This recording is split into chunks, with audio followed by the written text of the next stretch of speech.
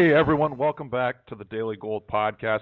Today we have a very special guest, a first-time guest. I'm really excited to have Tiho Burkhan on with us. And Tiho is the author of what I think is one of the top finance and trading blogs out there. It's The Short Side of Long. You can find it at theshortsideoflong.blogspot.com. And we're doing this interview from separate sides of the world. Tiho is all the way in Australia. I'm in the Pacific Northwest. So, Tiho, it's great to talk to you. How are you doing today? Not too bad. Pleasure to be on your show. Tiho, before we get to the markets, would you mind just taking a minute and giving our listeners a little info on yourself and your background? Absolutely. It would be my pleasure to do so. So a little bit of my background is I currently work in a mining sector of Australia with a lot of close friends and business partners. We focus on exploration side of things in coal and iron ore in Western Australia and Queensland, which are the two northern and western states of our large continent. And also my job is to run a private fund for a lot of our members and friends in the mining community. So I also focus on finance. Through finance, I do global macro investment, which I guess focuses on a lot of different asset classes. And one of those asset classes is obviously the precious metal sector. And I take it that's why we're doing this interview. Yeah, I want to get into that. So my first question, both of us, we've kind of been following the precious metals the last couple of weeks, kind of anticipating a bottom. I know that I know that you bought some silver calls, and I instructed my subscribers to buy some, although I was a week early, I think.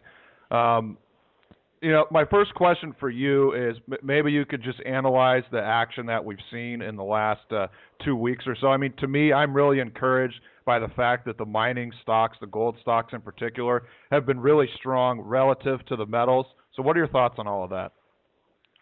Yes, okay. So first of all, if anybody does whatever I do, it's probably not recommended because I'm not the best short-term trader in the world. So, whenever I buy something, maybe you should wait a little bit longer until it goes down further and then you should buy something. But having said that, we bottomed in gold mining stocks. If we look at the GDX ETF, the support around $40 held, I guess, and one could say that the action in the recent week or two has been very good. Having said that, we have a rounding top in the GDX, which started in late 2010, and now we've had a very strong leg down, and we've got really oversold. So a bounce here is expected in the precious metals markets, and our performance against gold is really welcome. But I'm not so sure that assets bottom on a V-trough automatically. So as a best case scenario, we might see a rally move higher for a little while longer from these oversold conditions.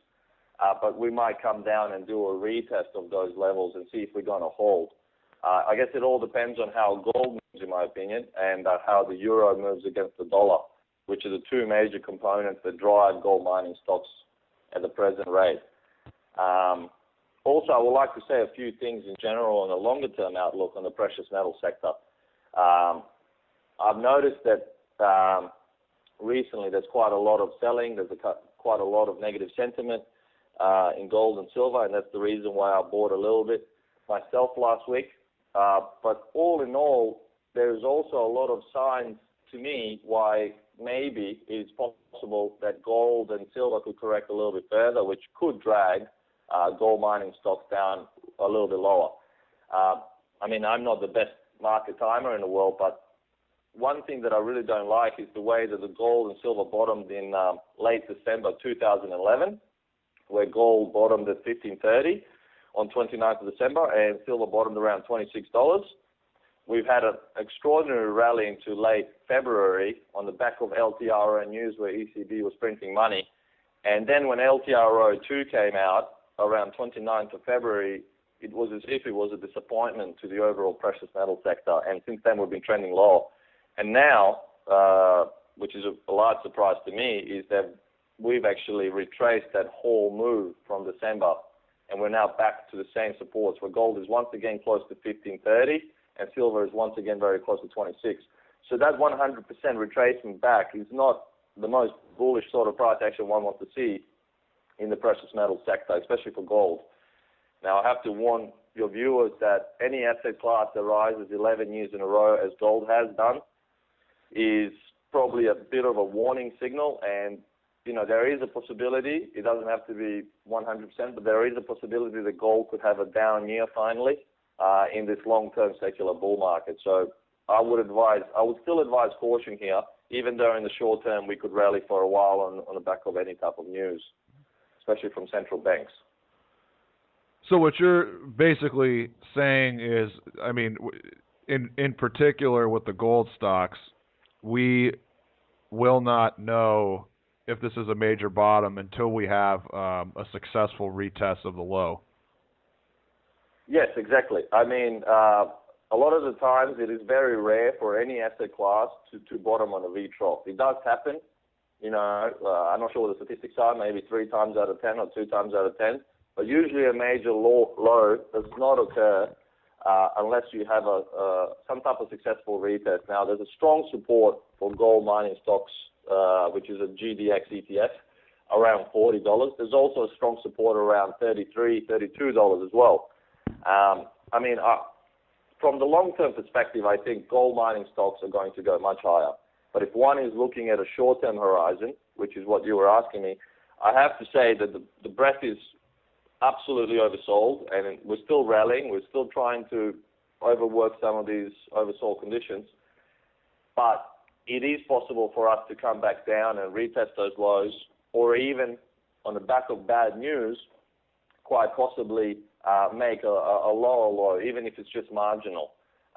One thing that I've noticed at the end of 2012 was the underperformance of gold stocks relative to gold, and underperformance, for example, of oil drillers and energy companies relative to crude oil.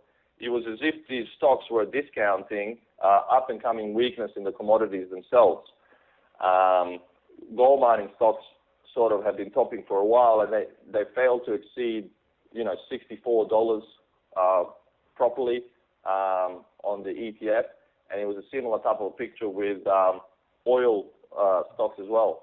So now we have oil falling and we have gold falling as well. So it's as if these commodities are playing a catch-up to what these stocks were discounting earlier. And it's possible, without a doubt, in my opinion, for gold and oil to go a little bit lower if awful news out of Europe was to continue, especially a possibility of a default.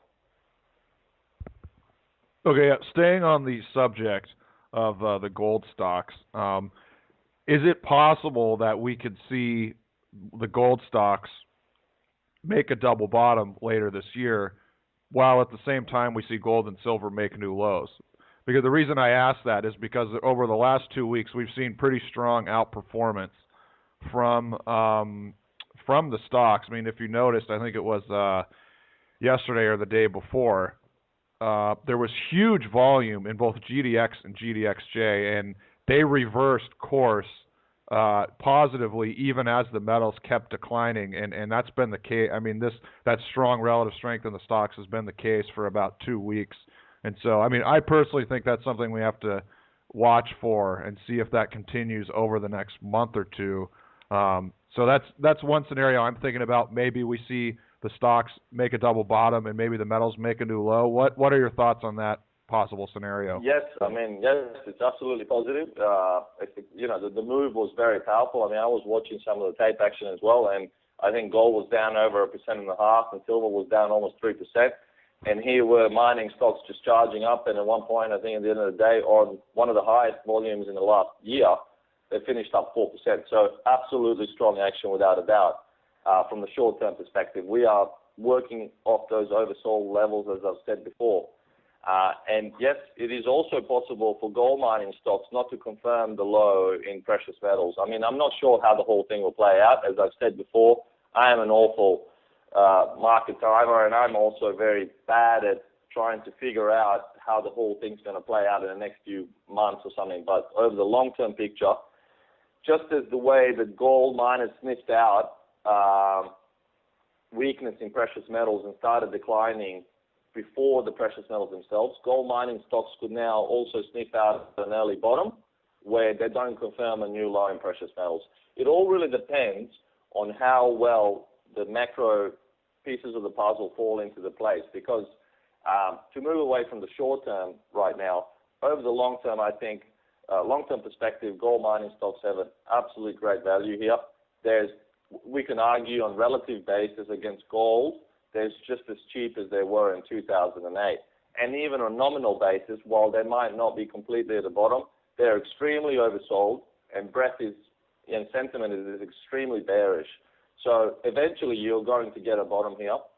And when you do, you're going to be happy that you bought anywhere around this area, because looking forward in the time horizon from 1, 2, or 3 years, I think you will have very strong and solid returns in your portfolio.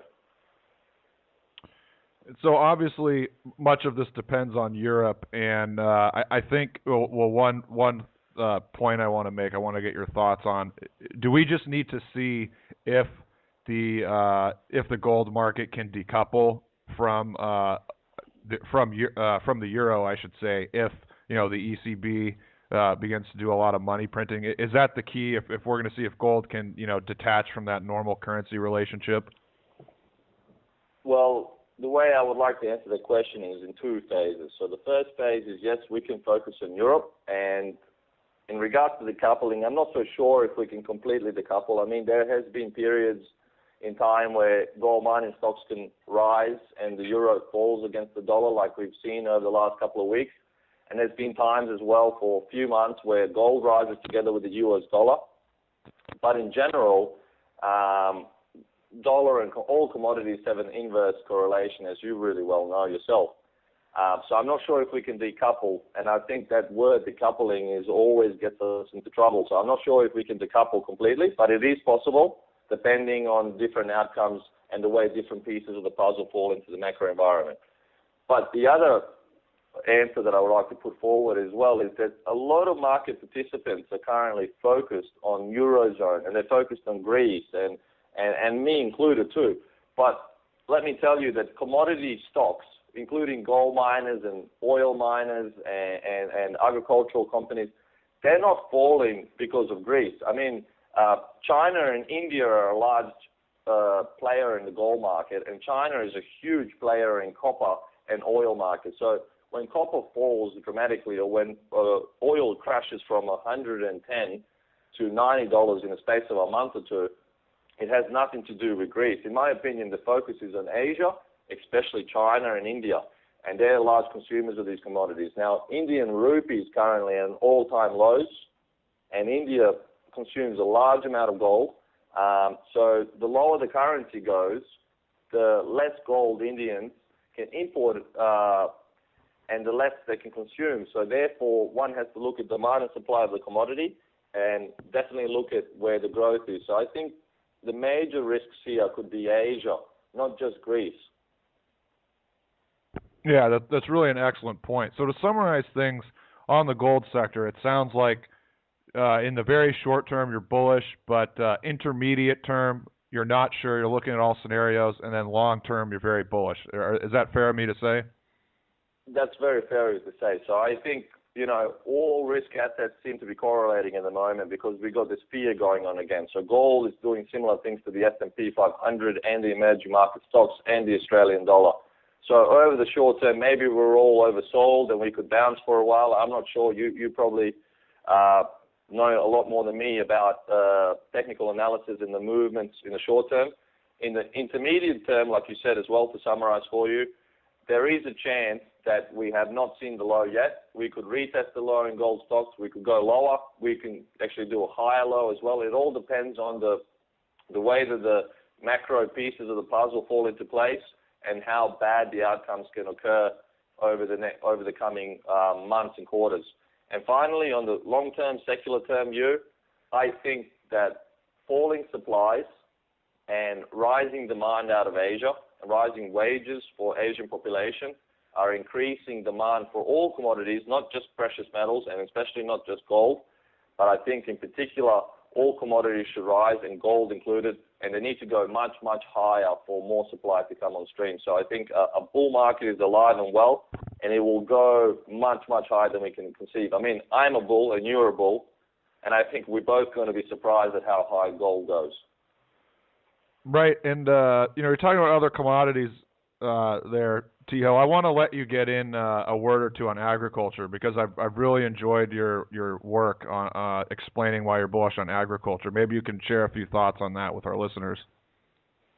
Sure. So we can break that up in a few different areas and few different concepts. Majority of the time, a retail investor will focus on gold and silver. I guess that's the easiest market to play. It's easy to buy gold and silver. It's easy to store it. It's easy to buy through ETFs.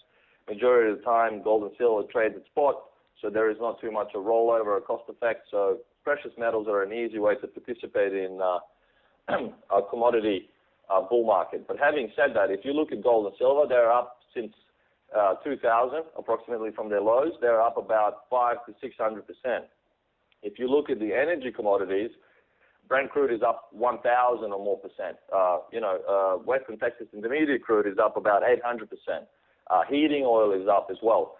But if we look at agriculture, grains and salts, they are the laggard currently in this secular bull market. And I think this is where a huge amount of opportunity can be found. This is where a huge value exists. For example, corn is up only 250% in the last decade, and wheat is only up 200%. Relative to Brent crude, that's 5 times lower. At the same time as well, cotton, sugar, and coffee, they have not moved more than 300% up. I mean, these gains over a decade are barely matching inflation, in my opinion. So what we have here is a perfect storm setting up where agricultural prices can really surprise us all on the upside.